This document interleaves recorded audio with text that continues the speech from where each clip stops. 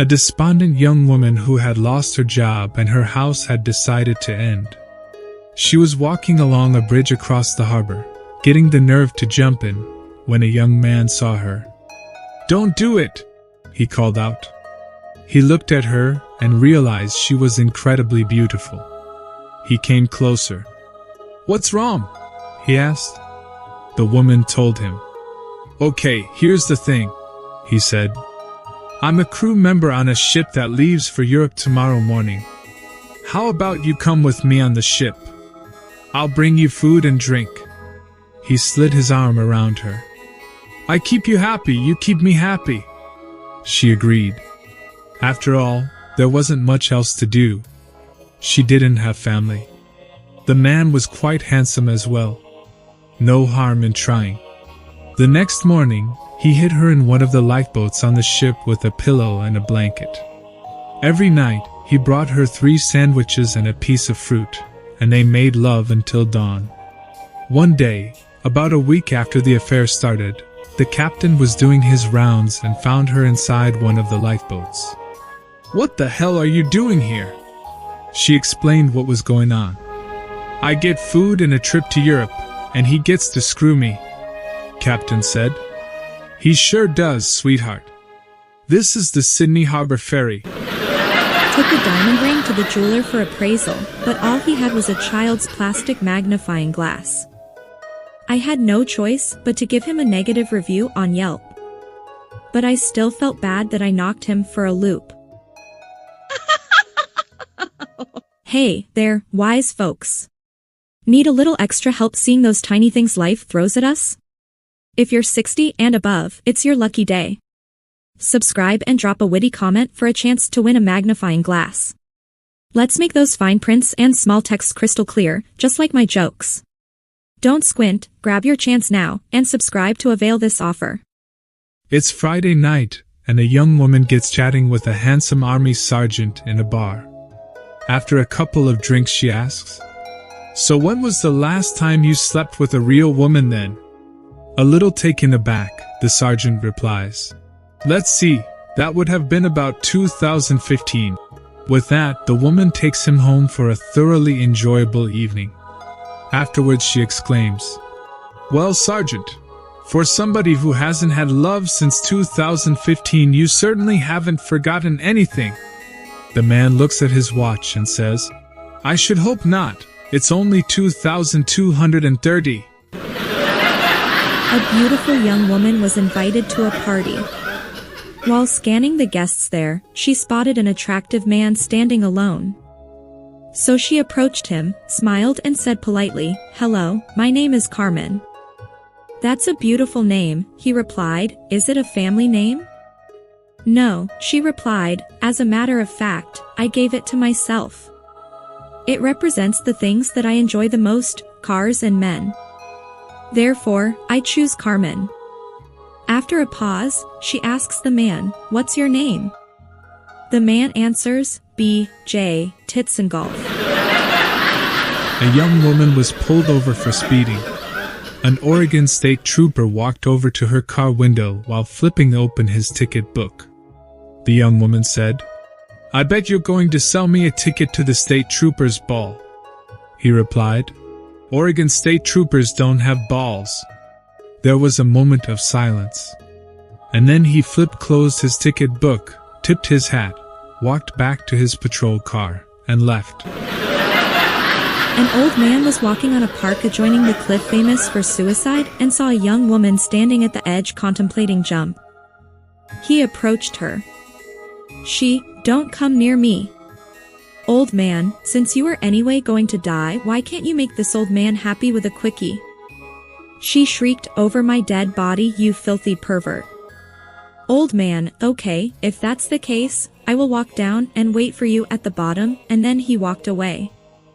The woman stood for another 10 minutes and came back to her car and left. The old man who was watching her from the bushes sighed, 7 suicide attempts saved this month. A man was sitting at a bar enjoying an after-work cocktail when an exceptionally gorgeous and sexy young woman entered. She was so striking that the man could not take his eyes from her. The young woman noticed his overly attentive stare and walked directly toward him. Before he could offer his apologies for being so rude, the young woman said to him, "I'll do anything, absolutely anything, that you want me to do, no matter how kinky, for $100 on one condition." Flabbergasted, the man asked what the condition was. The young woman replied, "You have to tell me what you want me to do in just 3 words." The man considered her proposition for a moment, withdrew his wallet from his pocket, and slowly counted out 5 $20 bills, which he pressed into the young woman's hand. He looked into her eyes and slowly, meaningfully said, "Paint my house." A young woman visits a florist to get some flowers for her mother. As she's perusing, she notices the most gorgeous rose she's ever seen sitting next to the cashier and asks for its price. "Oh, sorry," the cashier replies. "That one's not for sale. I got that as a gift from a fellow florist for hooking him up with a woman I met yesterday." "Yesterday," she gasps. "How did they hit it off so quickly?" "Well, he's a handsome man and a wonderful lover, for one. He's a really nice guy, of course.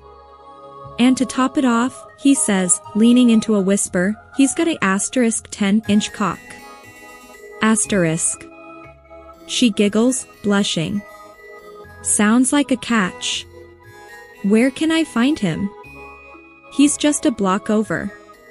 But fair warning, he's also a little, kooky, he's only interested in women named after flowers. So if I ever meet a woman with a flowery name, I send her his way." He points at the rose. "Then, he sends me the flower as a thank you. Yesterday was rose. A week ago, I recommended violet to him," he says, indicating a slightly wilted violet in a vase behind him. The woman thanks him and leaves, bitterly cursing her own name. Nevertheless, she visits the well-endowed florist's shop. Stepping up to the counter, she pointedly says, "I heard you are particularly, skilled in certain areas?" He smirks. "So I have been told. And who might you be?" She grins. "I was referred by your friend down the street. Perhaps you can assist me?" "Perhaps," he says, "but tell me, what is your name?" She hesitates. Then, pouting slightly, she replies, "A Kristen, but everyone calls me Chris." His smile falters, and his head sinks as he shakes his head. Chris's heart drops, knowing she's blown her chance. "Well then, if it's not too much trouble, I'd like some flowers for my mother." "Of course, what kind of?" Suddenly, he brightens up again. Without another word, he locks the shop door, swoops upon her, and takes her into his arms. 3 hours of mind-altering orgasms later, she bids him goodbye with a kiss as he presents a complimentary bouquet for her mother. "And please," he says, "tell your sweet mama she is welcome to as many flowers from my shop as she would like." Flustered with ecstasy, she promises to convey the message, and calls her mother that night to tell her everything. The next day, Chris feels incredible, and stops by the original florist's shop. "I just wanted to thank you for telling me about that dashing gentleman. He was amazing." He smiles sheepishly. "I suppose I should thank you too. I just got another beautiful flower for recommending you to him." "Really?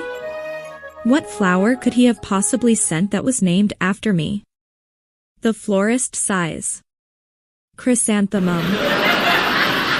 Piss. You 60 or above? Want to spot those hidden punchlines better? Subscribe, comment, and nab a magnifying glass. Let's keep the laughter crystal clear.